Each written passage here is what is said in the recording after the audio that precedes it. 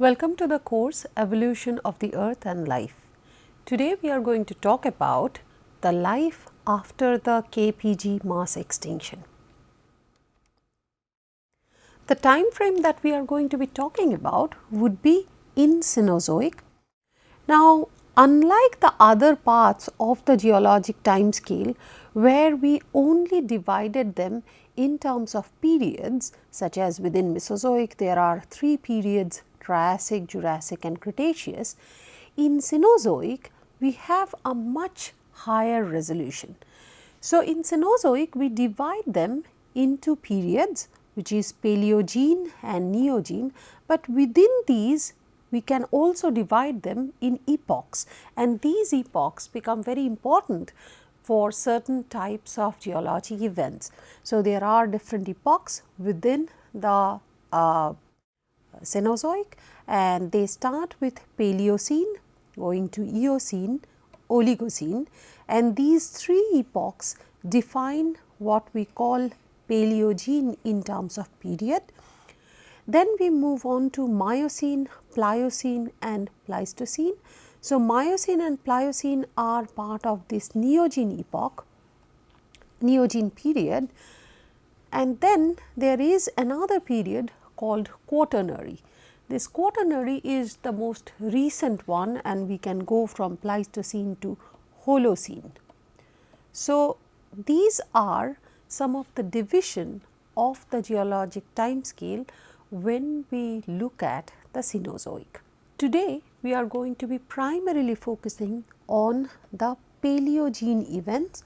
So, the timeline for that would be between 65 million years and 23 million years. Now, we know that right before this there was a major mass extinction, what we know as KPG mass extinction.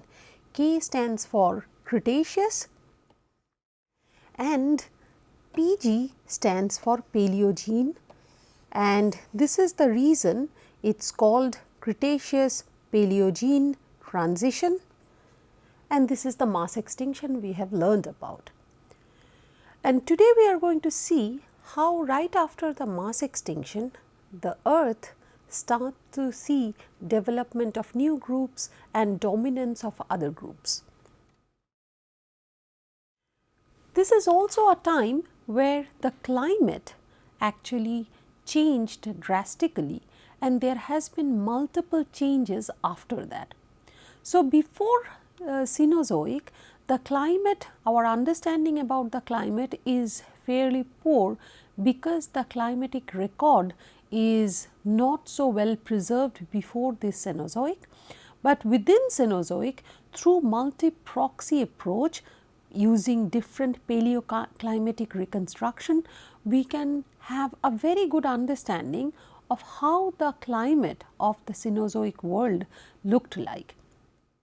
And these are some of the reconstructions. So, you will see that there are times when the climate actually changed for the colder period. This is where the colder periods is, and then there were times when it went to really hot climate. So, we see variation between very hot versus very cold, and this changed throughout the Cenozoic. As we come to closer to the present day, we actually see a lot of variation, and it actually moved from colder to warmer phases, maybe not as warm as this point, with a very high frequency. So, the climate kept on changing back and forth between more glacial dominated area, more glacial environment to more warm environment within a very short time.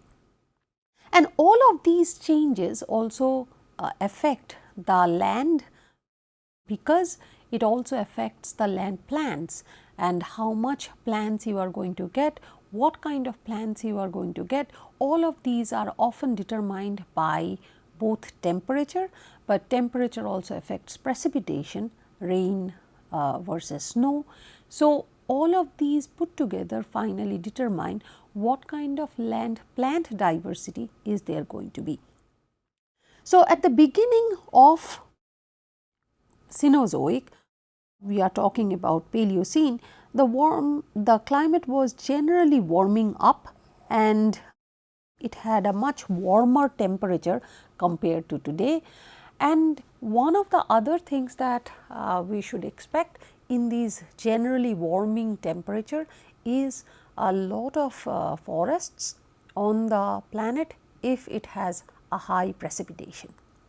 The next thing that we have to understand is during the KPG extinction, especially on the land, there were major animal group which went extinct, and we are talking about the non-avian dinosaurs. And after the demise of the non-avian dinosaurs, it is really important to understand which were the group that basically appeared during this time.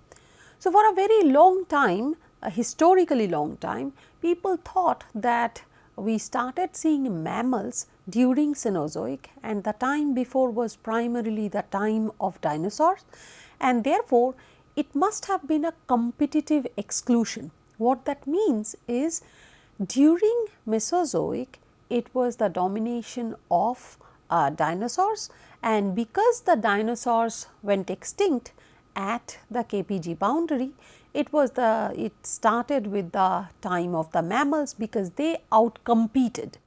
But now we understand that the demise or the extinction of non-avian dinosaurs had nothing to do with competition or any biological change. It was actually caused by major changes in the physical environment, by Deccan volcanism, by the impact of asteroids. So, it was not really a competition scenario. The second point of this is mammals did not really take over the place of the dinosaurs right after the KPG extinction. So, we have seen that the dinosaur size was really varying. There were small chicken sized dinosaurs and also dinosaurs which were really big, the size of the whales. But the mammals throughout Mesozoic were extremely small. They were smaller than a regular rodent, a mouse or a rat that we see today. So, they were not really competing for the same resources, and therefore, the entire idea of competition is probably not valid for the interaction between the two groups. The second point is right after the extinction of the non-avian dinosaurs, right after Mesozoic, it was not really the mammals which dominated.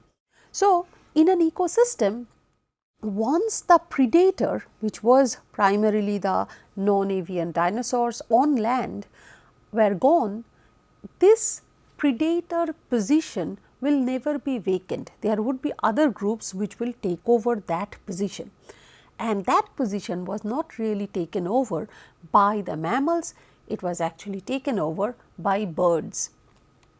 So, the entire history of birds, as we know, started from Mesozoic, and it was a very interesting point of the transition from the dinosaur to birds. In fact, the transition is so smooth, it is very difficult to draw a line between a real dinosaur and a real bird. But after the extinction of the non-avian dinosaurs, the avian group started to dominate, and these were the groups which became the apex predator. So, they became the top predator of the land.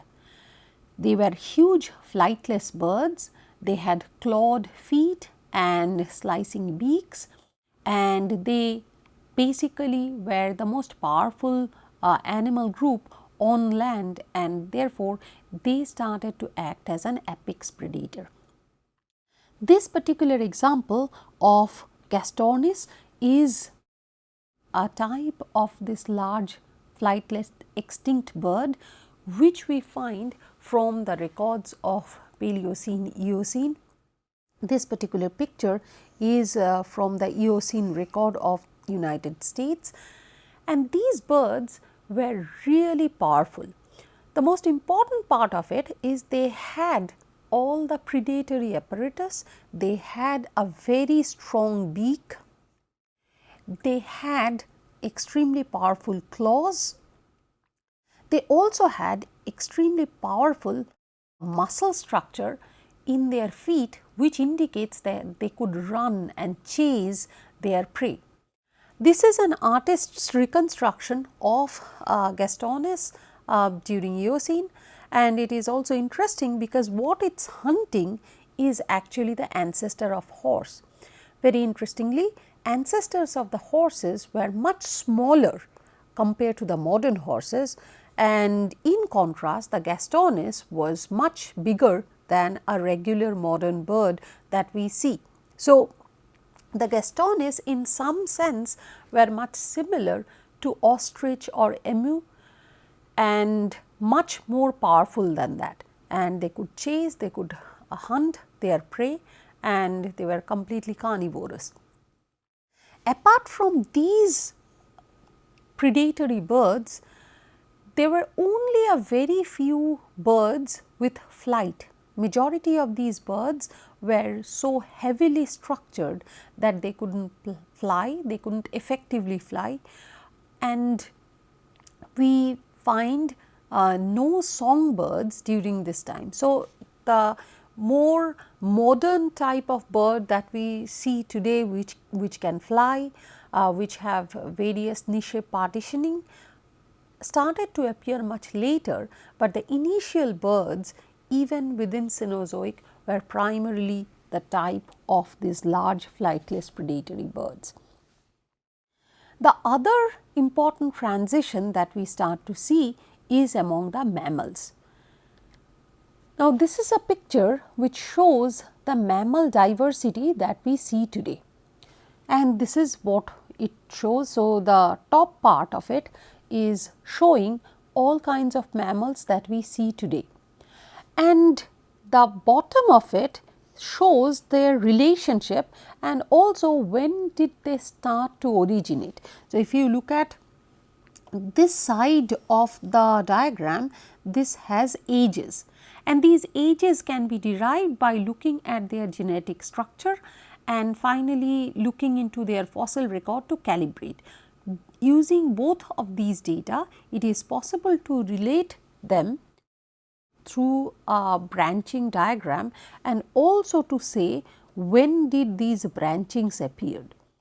And what we see is majority of these branching nodes which finally led to the different modern groups that we see today all happened, majority of them happened right after KPG. Very few of these nodes you will find within the Mesozoic. So, which says that within Mesozoic, although the mammals were there, their diversity was very low, and the majority of the modern mammals actually started after KPG extinction. Now, what kind of mammals are we talking about, and also where did they originate from? Mammals appeared at the same time when the dinosaurs appeared. So, we are not really talking about reptiles, because the reptiles appeared much earlier, as we know that reptiles actually started to appear in Permian even before that, when we started to see amniotic eggs, development of amniotic eggs.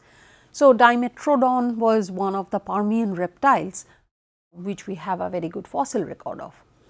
But when we are talking about dinosaurs, they appeared only in Triassic, and interestingly mammals also appeared in Triassic. Although for the entire Mesozoic the dinosaurs started to diversify and we see various groups of dinosaurs, when it comes to mammals we see only a very few groups. The question is, how do we know it is a mammal? And that leads us to the understanding of how do we think the mammals originated. As I mentioned that the Dimetrodon was a reptile, but then we start to get other groups which are more like mammal-like reptiles. Now, the major difference that we can use to understand who mammals are and how do we recognize a mammal through their skeletal structure, one important transition is the development of the jaws. As we know that reptilian skull, be it Dimetrodon or other reptiles, they have first of all they have these different holes, and these holes are quite distinct and it can be used to identify things and whether something is reptile or not. But another part of it is their jaws. Now, if we look at the lower jaw, we will see that they have many components, they have many parts. On the other hand, if we look at the mammal jaw, it has only one part. Now, the question is, if all of them have a reptilian ancestor, then where did these bones go to? Because right now we have only one bone that we see in the mammals. And the answer is in the ear region of the mammals. As it turns out, if you look at the reptilian ear, you will find only one bone.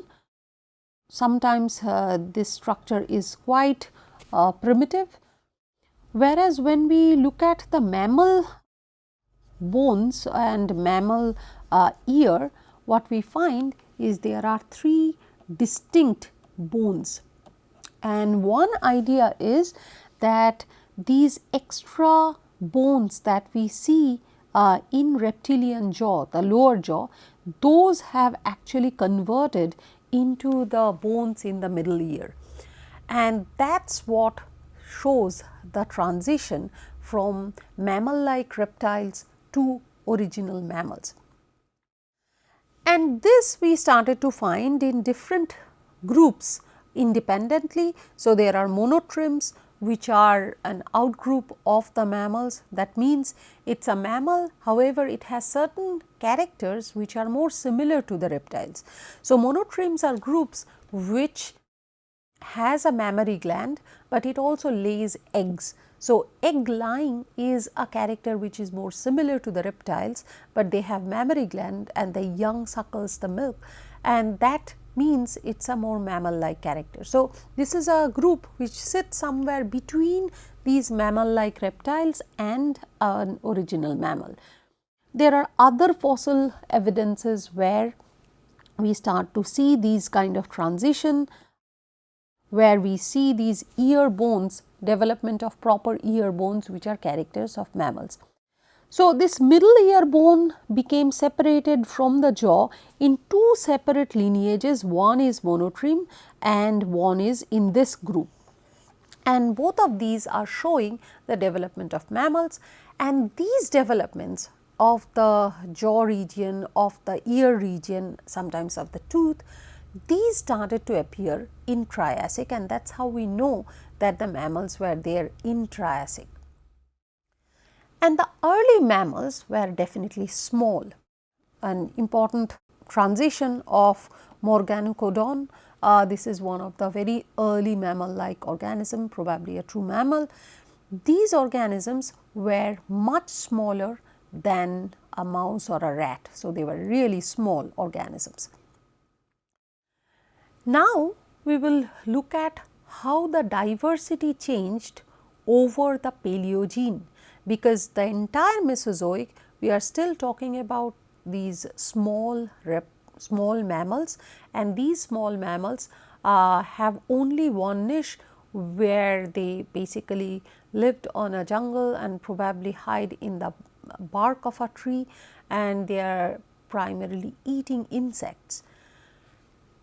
When we come to the Paleogene, we started to see development and diversification of various mammal groups, which started to take care of different environmental niches.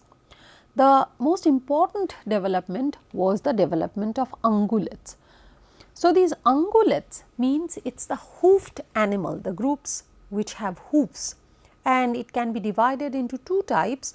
One is odd-toed, some things like horses, tapirs, rhinos, and the other one is even-toed like goats, sheep, pigs, any kind of cattle that we can think of. Now, this very important group of ungulates, which we are so familiar with, whenever we think of animals of today, we think of these animals. They appeared only in Paleogene. We also started to see early Eocene elephants, and these elephants were very different from the modern day elephants. These elephants were much smaller and their tusks were different from the modern day elephants. This is not even a modern day elephant would be somewhere here, and this is only in Miocene where we see this kind of changed elephants. But what is very important to recognize is the early elephants were only pig sized, so they were small. So, we have animals which lived in the grassland, those were the ungulates. Then we have animals like elephants or ancestors of elephants which lived in the jungle. We have bats which started to appear in early Eocene, which were primarily found in places near lakes, in shallow jungles. We also started to see carnivores. So, now before this, the apex predator was only the birds. In fact, predators were only the birds on land, and around this time we started to see major carnivorous mammals around mid Paleogene, things like cat family and the bears, all of these started to appear around this time. So, this is a time when we started to see a diversification of mammals and occupying different niche, occupying different areas of the ecosystem and performing different roles. So, this started to appear more of a modern day organisms that we are familiar with. One more important group appeared around this time, and those are the primates. These are the groups which have opposable thumbs and a long tail. So, they were small, but they had this advantage of primarily residing on the trees, and that is why the tails are important, and they appeared in early Eocene. The primates modernized during Oligocene, and these are the groups where we are the most, these were the groups where we have our ancestors from. So, overall we started to see all these major groups appearing during the early phase of Cenozoic. So, in today's class we learned about the predators that dominated the earth after the KPG extinction, which were the birds, large flightless birds. We also learned about the occupying of different ecological niches by the mammals throughout Cenozoic. We also learned how do we distinguish a mammal based on their skeletal structure and ear bone in Mesozoic. Here are some of the resources that I used to make the slides, and here is a question for you to think about. Thank you.